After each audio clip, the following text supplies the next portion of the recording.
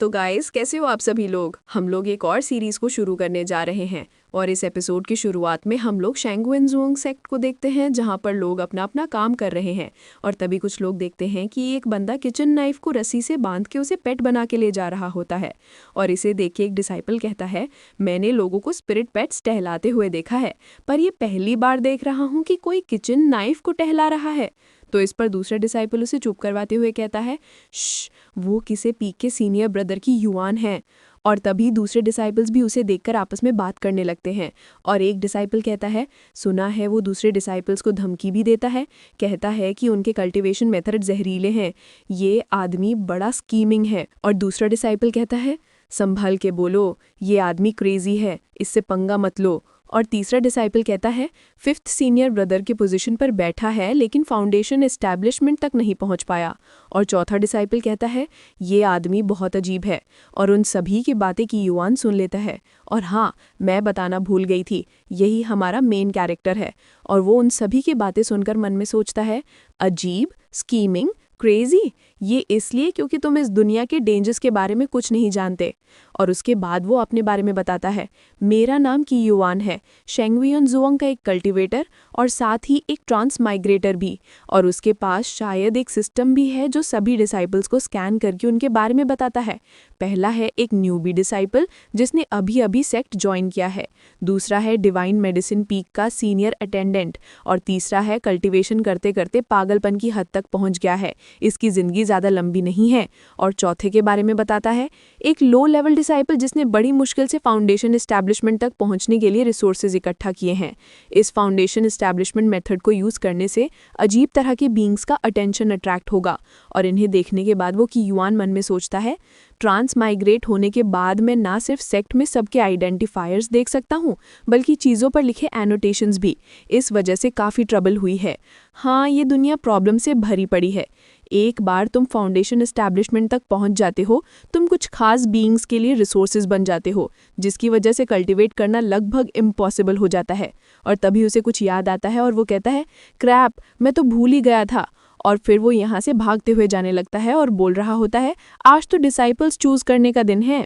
और फिर scene shift होता है शेंगुएनजुओंग के मेन हॉल के सामने, और इधर ही डिसाइपल्स चूज कर रहे होते हैं। और एक बंदा की युआन को यहाँ नहीं आया देखकर बोल रहा होता है, किसे पीक का की युआन अभी तक नहीं आया। तो इस पर दूसरा कहता है, सीनियर ब्रदर कांग, आप उनकी पर्सनालिटी जानते तो हैं, वो one track of madness sect के कल्टीवेटर हैं, अकेले रहते हैं, कभी कभी लेट हो जाते हैं, ये काफ़ी नॉर्मल है। और तभी हमें बताया जाता है कि one track of madness sect एक चीज़ के पीछे पागल होने पर फोकस करता है। वो एक तलवार, एक फूल या एक इंसान भी हो सकता है।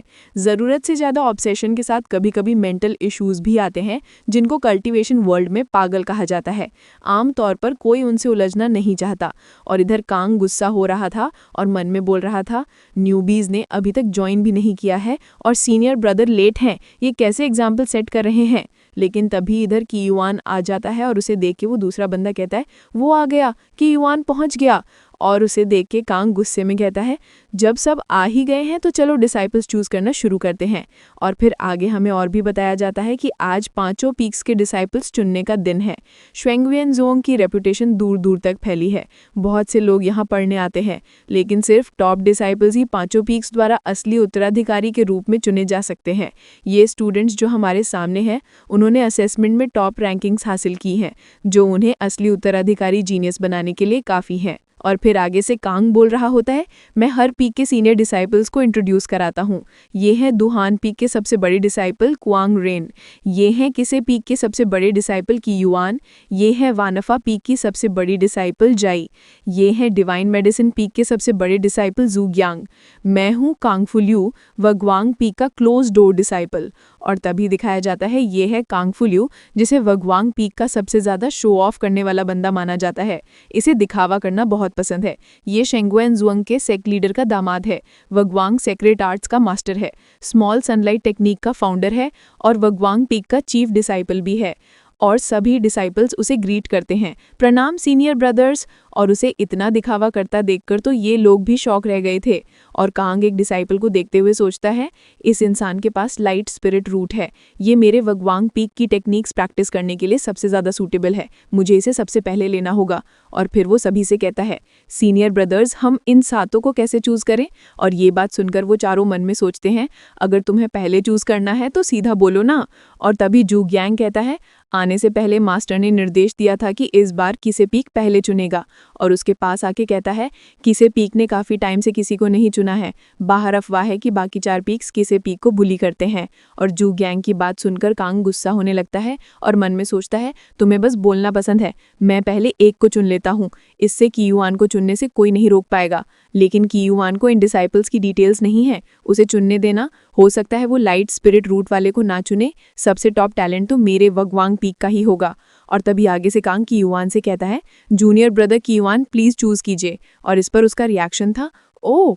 लेकिन उसे देखते ही बाकी के डिसाइपल एक्साइटेड हो जाते हैं और कह रहे होते हैं, दूसरे पीक्स में बहुत सारे डिसाइपल्स compete करते हैं, लेकिन किसे पीक में सिर्फ एक है, इसका मतलब किसे पीक के रिसोर्सेज सबसे ज़्यादा हैं, मुझे चुनो मुझे चुनो। लेकिन इधर कीयुआन मन में सोच रहा होता है, जब मास्टर ने मुझे डिसाइपल्स चुनने और किसे पीक की पॉपुलैरिटी बढ़ाने के लिए कहा है, तो मुझे किसी सूटेबल बंदे को ही चुनना होगा। और वो वही डिसाइपल को देखने लगता है जिसे कांग देख रहा था। तो ये देखकर कांग मन में सोचता है, क्रैब, कहीं इसने नोटिस तो नहीं कर लिया। और उसे पसीना आ चुका था। और तभी वो उसे स्कैन करके देखता है, जिसमें बताया गया था कि ये एक आम लड़का है, लेकिन इसने शेंगवेनजोंग एक हिडन मोटिव से ज्वाइन किया है। और ये हिडन मोटिव देख के वो उसे लेने से मना कर देता है और कहता है, नेक्स्ट। और उसे ना लेता हुआ देखकर कांग राहत की सांस लेता है और सोचता है, मैंने सच में ज़रूरत से ज़्यादा सोच लिया कि युआन की नज़र वगवांग पीक के कांगफुलू जैसी कैसे हो सकती है। और तभी नेक्स्ट एक लड़की थी जिसके बारे में भी वो देखता है। ये एक आम लड़की है, थोड़ी मिस्टीरियस है और ऐसा लगता है कि इसके मन में किसे पीक के हेड के लिए कुछ फीलिंग्स है। और ये देख के युआन सोचता है, हेड के लिए फीलिंग्स, ये तो मेरी कॉम्पिटिटर निकली, इसे तो मुझे एलिमिनेट करना ही होगा। और वो इसे मना करने ही जा रहा था कि तभी वो घुटनों पर आ जाती है और वो अपने बारे में बताने लगती है, मैं जियांग लिंगसू हूँ, काफ़ी टाइम से किसे पीक के सीनियर ब्रदर की प्रशंसक रही हूँ, उम्मीद है कि सीनियर ब्रदर मुझे स्वीकार करेंगे, मुझे किसे पीक में एंटर करने का एक मौका देंगे। और ये देख के जूग्यांग शॉक हो जाता है, तो कीयुआन के फैंस भी हैं। और कांग भी इधर सोच रहा होता है, सच में क्या कीयुआन की इतनी अच्छी रेपुटेशन है? और तभी इधर युआन मन में सोच रहा होता है, इतना अटेंटिव, कहीं इसका कोई गलत इरादा तो नहीं है। और तभी जियांग लिंगसू के बारे में बताया जाता है कि ये जियांग क्लैन की सीधी वंशज है। और फिर वो हमें अपने बारे में बताती है, मेरा नाम जियांग लिंगसू है, जियांग क्लैन की सीधी वंशज। मेरे बैकग्राउंड के हिसाब से ग्रेट शंग किंगडम में शेंगवेनजोंग जैसे सेक्ट को मैं पहले इग्नोर कर देती, लेकिन आज मुझे इसे ज्वाइन करना ही होगा। 1 महीने पहले मेरा ब्लड लाइन अवेकन हुआ, जिसने मुझे अनमोल खजाना कियांग मिरर इस्तेमाल करने का मौका दिया। कियांग मिरर के अंदर मैंने अपने पिता को युद्ध में मरते देखा और अपनी माँ का खून महल में बहते देखा। महाद्वीप टूट गया, समंदर उलट गया, सिर्फ छोटा सा शेंगवेनजोंग ही बचा हुआ लग रहा था। शायद वहाँ कोई मास्टर था, इसलिए वो बच गया। कियांग मिरर, मेरे परिवार का खजाना, ने मुझे एक भविष्य की झलक दिखाई, किस्मत की एक चेतावनी। लेकिन ये याद किसी को नहीं बताई जा सकती, वरना मैं खुद भी भूल जाऊंगी। इसीलिए मुझे शेंगवेनजोंग ज्वाइन करना ही होगा, हो सके तो किसे पीक, क्योंकि इसका हेड मिस्टीरियस और पावरफुल है। शायद वही मास्टर है और किसे पीक में सिर्फ एक ही डिसाइपल है। उसे ज्वाइन करना आसान है और जांच पड़ताल करने में सुविधा होगी। और वो मन में सोच रही होती है, मैंने सुना है कि क्रेजी कल्टीवेटर्स को पर्सनालिटी इश्यूज होते हैं, वो अक्सर सब कुछ नज़रअंदाज कर देते हैं।